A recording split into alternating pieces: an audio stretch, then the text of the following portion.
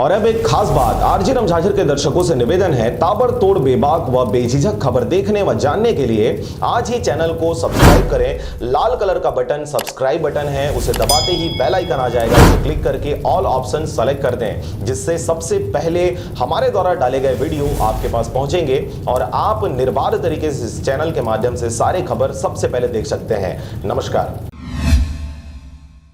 आप देख रहे हैं आरजे रमझाझर और मैं हूं पुखराज सिंह। मुंगेली कलेक्टर डॉक्टर सर्वेश्वर नरेंद्र भूरे ने आज अपने भ्रमण कार्यक्रम के दौरान जिले के पुलिस अधीक्षक श्री सी.डी. टंडन के साथ जिले के विकासखंड मुंगेली के ग्राम चिलहुरा पहुंचे और उन्होंने किसानों के साथ उनके खेतों में पहुंचकर बेमौसम बारिश से हुए तिवरा और चना फसल क्षति का मुआयना किया। देखिए पूरी रिपोर्ट। उन्होंने कहा कि बेमौसम बारिश से हुए तिवरा और चना फसल की क्षति होने पर शासन द्वारा निर्धारित मापदंड के अनुसार किसानों को मुआवजा दिया जाएगा। इसके लिए उन्होंने राजस्व और कृषि विभाग के अधिकारियों को फसल क्षति का मुआयना करने के निर्देश दिए हैं। दिए गए निर्देशों के अनुसार राजस्व और कृषि विभाग के अधिकारियों द्वारा खेतों में पहुंचकर लगातार फसल क्षति का मुआयना किया जा रहा है। उन्होंने किसानों को राजस्व और कृषि विभाग के अधिकारियों से संपर्क स्थापित कर फसल क्षति का मुआवजा हेतु प्रकरण बनवाने की बात कही। इस अवसर पर कलेक्टर डॉक्टर सर्वेश्वर नरेंद्र भूरे ने बताया कि 2 हेक्टेयर से 10 हेक्टेयर तक कृषि भूमि धारण करने वाले किसानों को कृषि फसल की हानि होने पर असिंचित भूमि के प्रति हेक्टेयर के लिए